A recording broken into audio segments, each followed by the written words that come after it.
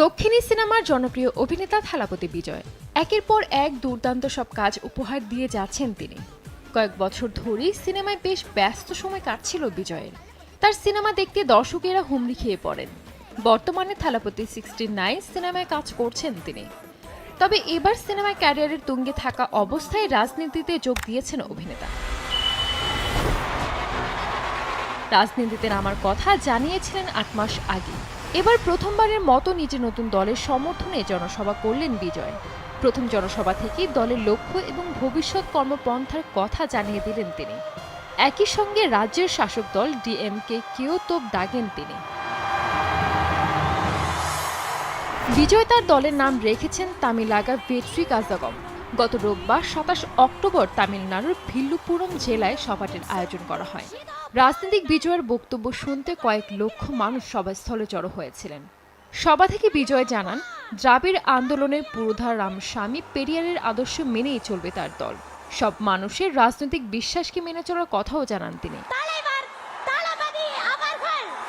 দলের ভবিষ্যতের কর্মপন্থা সম্পর্কে বিজয় জানান, তারা রাজ্যপাল পদে বিলোপ চান, মেয়েদের জন্য সমান সুযোগ সুবিধা চান, আদালতে তামিল ভাষাকেই কাজের ভাষা হিসেবে স্বীকৃতি দিতে চান।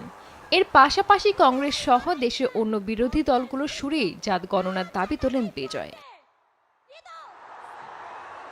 প্রাথমিকভাবে মনে করা হচ্ছে তামিল জাতীয়তাবাদে ভর করেই নির্বাচনী ময়দানে নামছে বিজয়ের দল।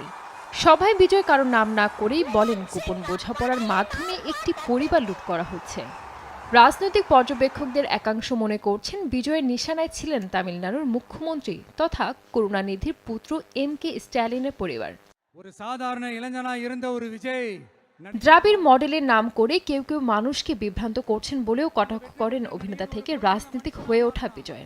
তামিলনাড়ুর উপমুখ্যমন্ত্রী তথা স্ট্যালিন পুত্র উদয়নিধি অবশ্য বিজয়কে প্রিয় বন্ধু বলে সম্বোধন করে ভবিষ্যতের জন্য শুভেচ্ছা জানিয়েছেন। বিজয় যে রাজনীতিতে পা রাখতে পারেন সেটি গত বছর জুন মাসে প্রথম প্রকাশ্যে আসে। সে সময় চেন্নাইয়ে ছাত্রদের একটি মিছিলে যোগ দেন তিনি। সেখানে নির্বাচনের আগে রাজনৈতিক নেতাদের থেকে টাকা না নেওয়ার ব্যাপারে ছাত্রদের তাদের অভিভাবকদের বোঝানোর জন্য অনুরোধ করেন অভিনেতা। বিনোদন জগৎ থেকে রাজনীতিতে যোগ দেওয়ার চল দক্ষিণ ভারতের নতুন কিছু নয়। এক্ষেত্রে দক্ষিণ ভারতকে পথ প্রদর্শকও বলা যেতে পারে। বিভিন্ন সময় বিনোদন জগতের তারকা এসেছেন রাজনীতিতে। তার সব থেকে বড় দৃষ্টান্ত ছিলেন এম.জি. রামচন্দ্রন, জয়ললিতা, বৈজয়ন্তী মালা, শিবাজি গণেশন। এছাড়াও রয়েছেন কমল হাসান, ক্যাপ্টেন বিজয়কান্ত এবং শরৎ কুমারের মতো তারকারা। এবার এই তালিকায় যুক্ত হলো বিজয়ের নাম। মোটা অঙ্কের পারিশ্রমিককে তুচ্ছ করে রাজনীতিতে এসেছেন বিজয়। জনসভায় তিনি জানান, আমি অভিনয় ক্যারিয়ারে চূড়ায় ছিলাম, মোটা অঙ্কের পারিশ্রমিক পেতাম, সবকিছুকে ফেলে তোমাদের কাছে এসেছি। আমি তোমাদের বিজয় হয়ে থাকতে চাই, তোমাদের ওপর আমি বিশ্বাস রেখেছি। বক্তব্যে বিজয় আরও জানান, রাজনীতি কোনো সিনেমার জায়গা নয়, রাজনীতি যুদ্ধক্ষেত্র। 2026 সালে তামিলনাড়ুর বিধানসভা নির্বাচন ঘিরে প্রস্তুতি নিচ্ছেন বিজয়। ভারতীয় সংবাদ মাধ্যম থেকে জানা গেছে, থালাপতি 69 সিনেমাটি বিজয়ের শেষ সিনেমা হতে পারে। এই সিনেমার জন্য 275 কোটি রুপি পারিশ্রমিক নিচ্ছেন তিনি। বিজয় অভিনীত cinema greatest of all time মুক্তি পেয়েছে গত 5 সেপ্টেম্বর। আগামী বছর থালাপতি 69 মুক্তি পেতে পারে।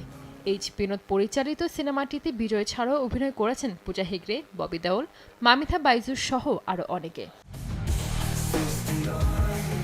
সানজিদ আক্তার, দেশ টিভি।